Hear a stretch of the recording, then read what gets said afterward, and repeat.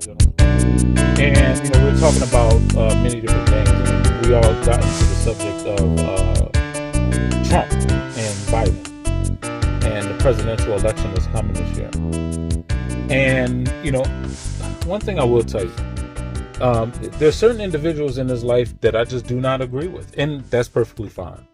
And even if I don't agree with them or even like that individual as a person, sometimes that individual can say something that makes a lot of sense. And regardless of how you feel about that person as a person, you got to look at what they're saying as being true. Don't automatically dismiss people because you disagree with their argument. That's the most foolish thing that anyone can do, right? So what am I talking about? I'm talking about a guy named Charleston White, who this gentleman said something about voting. And, I generally don't agree with the things that Charleston White says. Some things I do, majority of things I don't. But this right here, 100% I'm with. Check it out. Listen, black people, pull your minds out of the presidential election. They told us in elementary school that your presidential vote does not count.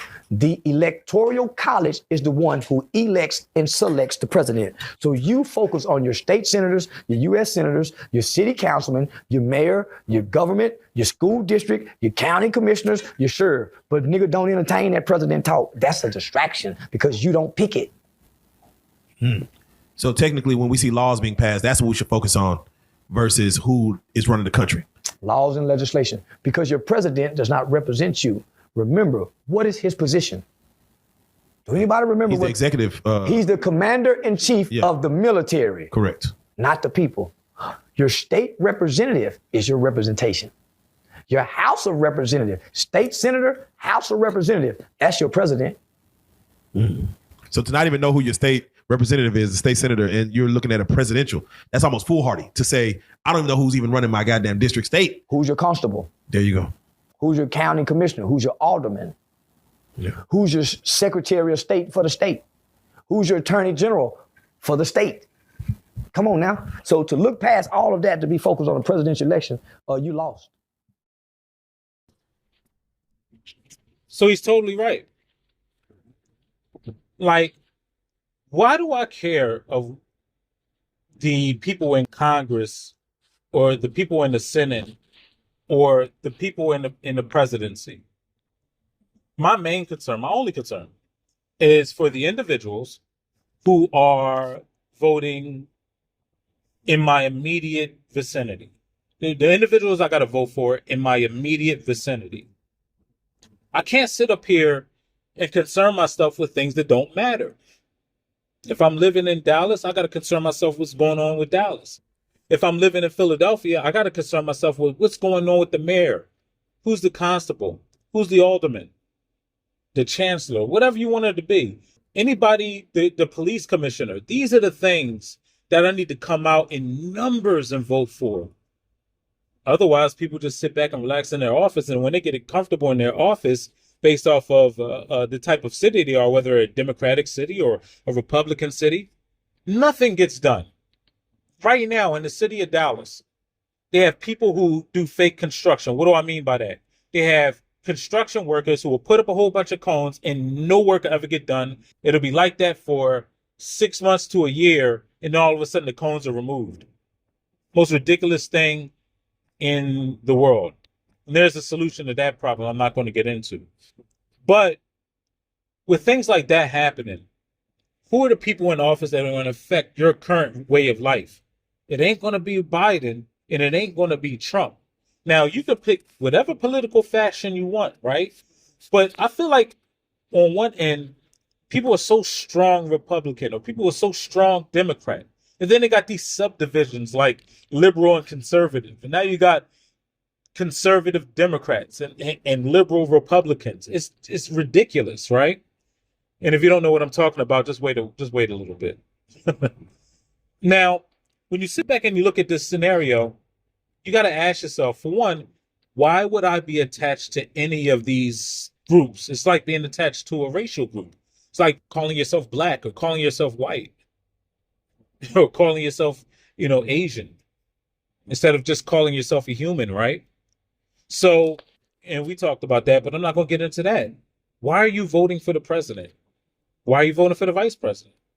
Why are you voting for Congress and senators? Do you just, you see how easily they got it in certain cases? Like these guys wake up, there are congressmen and senators that wake up knowing they're going to have their jobs because they know how their state historically votes. They know you're going to pick the top of the line and vote everybody in that column all Democrat. They know you're going to pick the top of the line and going to vote everything Republican. What have they done?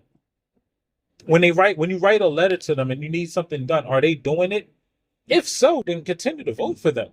But as far as the national command, as far as the commander in chiefs, as far as Congress and the senators, for me, I don't think that this is something I need to vote for. But the cops, the lawyers, the judges, not the lawyers, but the commissioners, the judges, the DAs, these are the individuals I have to vote for.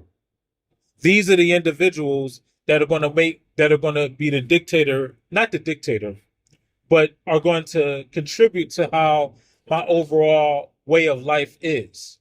And these are the people I need to get with my community on and decide, all right, who are we going to vote for? See, there used to be something called, block meetings. You had a captain of a block, and then they would gather everybody that lived on the block, and they would have meetings. What they need to have is a captain of a block, and everybody on that block has their meetings. And then all of the captains of all of the blocks in that neighborhood get together and decide on who's going to be the captain of the neighborhood. And see, this is how you really do things. This is how you have progress right here, right? And then when you have that, you create on the district level. And you create something to where as though everybody can come together for a consensus and saying, look, these people are doing something for our community. This person isn't. This is who we're voting for. Like, politics is somewhat organized. Why aren't you organized? Why aren't you organized in your community, within your community? If you don't like the things that you're seeing, don't go run and hide and then complain about it. Get up off your ass and do something. But y'all want to complain. The politicians don't never do nothing. Well, you're the one that's not doing nothing. You're the one that got to do something. It's on you. You put these people in office and get mad when they get paid to do nothing? Come on. You know that they're going to get paid to do nothing. You allow them to get paid to do nothing, and you get mad at them for it? How do you get mad at them for it? It makes no sense whatsoever. It makes absolutely no sense.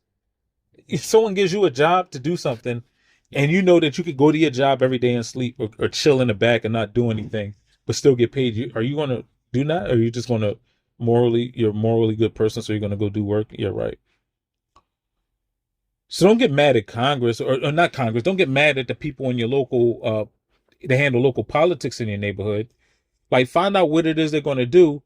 Put them people in office that give you the desired result. And if you don't get the result, when it's time for them to be up, they're fired. If you work at a job and you don't do your job, you get fired. Why aren't you holding these politicians accountable? I'm talking about the local ones. That's how you make your overall way of life and the things that are in your immediate life circle better. Those are the things you vote on, not who's the president. You see, the media has got you guys confused into believing that all of these things that the president do affects your way of life, and none of them do. See, none of these things move me. People talk about, well, when Trump was in office, I had way more money. And so now you're putting Trump in charge of your money instead of God Almighty. Yeah, he is the only president that gave out more money than any other president in history. That is a fact. But the person that should be in control of your money should be God. The person that should be in control of your money, in control of your spending, should be yourself. So why would you put that on the president? Because he made avenues. He created avenues. This is no lie. He created avenues for you to get money. Well, get money. You in the streets, player, make your moves, get your mail. But at the same time, when Biden comes in office, don't say you're broke because of that, or you're not seeing as much money as you used to. And so I got to make sure that if I'm going to vote for somebody, that my vote counts. And the only way your vote is going to count is if you vote on the local level. If you vote on a national level, your vote will not count. It doesn't matter if your vote counts on a national level either.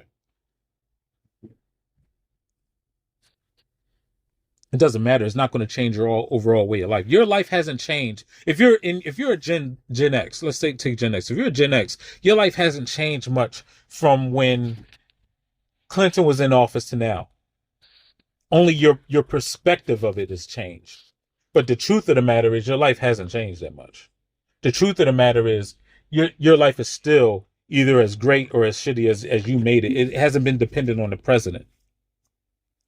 So stop putting that on the president and stop putting that on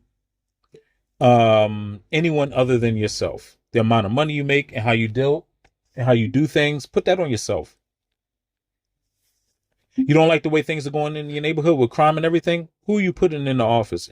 If this person's not doing anything, get them out of office. They got 4 years or however how much time they have.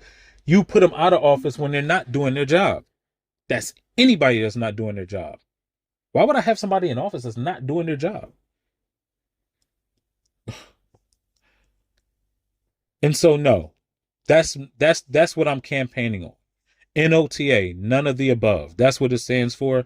That's what it is. Just like Monty Brewster back in the 80s, I am campaigning for none of the above. And I'm hoping that all of you vote for none of the above. I'm hoping that nobody comes out for this election. Because if nobody comes out for this election, well, then, yeah, we'll be better off. I can guarantee you that. We'll be much better off. If people come out for the election, oh my God. Then people will be forced to do things for you. If you're not voting for people, like they're forced to actually do the work you do. You talk to anybody that's in the know, they tell you that people get into Congress and people get into politics because they want to get paid to do nothing. And they literally do nothing for years, for decades in some cases.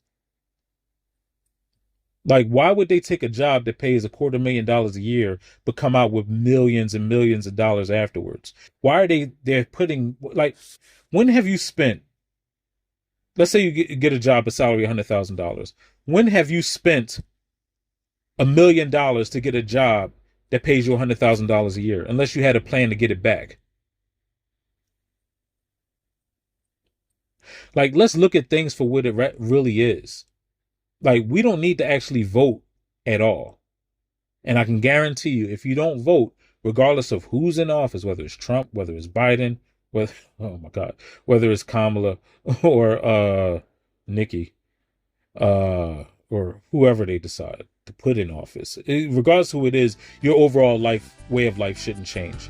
You got to focus on the community that's around you. But there you go. Now you have it. Now you know what I'm for. Like, follow, subscribe, dislike if you dislike the things that I say. Make sure you write dislike in the comments. If you have any other questions, concerns, funny stories, anything you'd like to add, feel free to put it in the comments as well. May everybody have a good morning and good afternoon and a good evening.